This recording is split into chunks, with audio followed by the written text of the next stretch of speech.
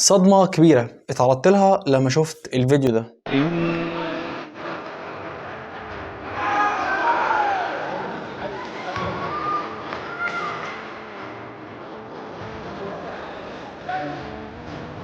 وبحثت اكتر عن اللاعب لقيته شاب عنده في رينج 17 سنه، لانه كان بيلعب بطوله الجمهوريه للكاراتيه تحت 17 سنه، واسم اللاعب رحمه الله عليه يوسف احمد. وللاسف زي ما انت شفته وخد ضربه قريبه للقلب خليته يفقد الوعي ويقعد حوالي 3 ساعات من غير ما حد يفوقه. عقبال ما حاولوا يفوقوه في البطوله قعد حوالي تلت ساعه في البطوله نام زي ما هو.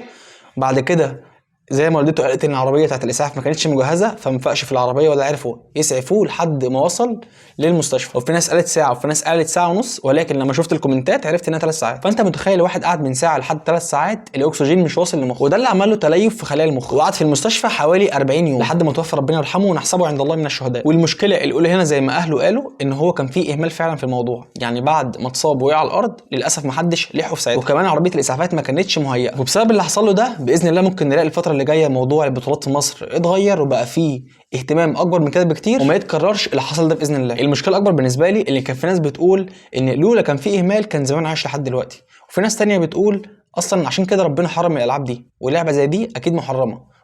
وكذا حد اتكلم في الموضوع ده، انا مش هودي ولادي يلعبوا اي لعبه دفاع عن النفس ومفروض يوقفوا العاب الدفاع عن النفس، وكميه كومنتات فيها كلام كتير في نفس السياق للاسف. طب وبعدين يا جماعه، هو الشاب الجميل ده توفى ربنا يا رب يرحمه ويجعله شفيع لاهله يوم القيامه، بس ده ما يمنعش ان الاهمال كان سبب من الاسباب، يعني كده كده كان هيموت في الوقت ده لان ربنا مقدره له. انما الناس اللي بتهاجم في اللعبه فهم اكيد ما يعرفوش معلومات كتير عن الكاراتيه، لان اللعبه دي في الاساس غرضها سلمي. انا عن نفسي لعبت اللعبه دي كام سنه وانا صغير، واعتقد في ناس كتير برضو بتتفرج عليا لعبوا نفس اللعبه، ودول هيفهموا اللي انا بتكلم فيه، لان اللعبه دي من قواعدها الاساسيه ان الكاراتيه لا يبدا بالهجوم اولا، فهي لعبه في الاساس هي لعبه دفاعيه. وفي البطولات بالرغم من الضربه اللي تعرض لها رحمه الله عليه كانت قويه، بس في الاساس المفروض يبقى الضربات مسيطر عليها بشكل كامل مش مميته. يعني لو شفت فيديوهات في الملاكمه والكونغ فو والمواي تاي هتعرف انا بتكلم في ايه. انما بقى لو هنتكلم حلال وحرام فتعال اقول لك ان انا ايام ما كنت بلعب كاراتيه كنت وقتها اصلا في الازهر، واتقال لي حطها قاعده دايما قدام عينيك زي ما سيدنا محمد قال صلى الله عليه وسلم: المؤمن القوي خير واحب عند الله من المؤمن الضعيف. وطالما اللي بيلعب اللعبه دي هدفه الاساسي ان هو يدافع عن نفسه ومش يأذي غيره، وفي نفس الوقت يعلم اللياقه البدنيه وقوه التحمل والقوه البدنيه بشكل عام لو هو ضعيف، فهو كده مش عليه حاجه والله اعلم.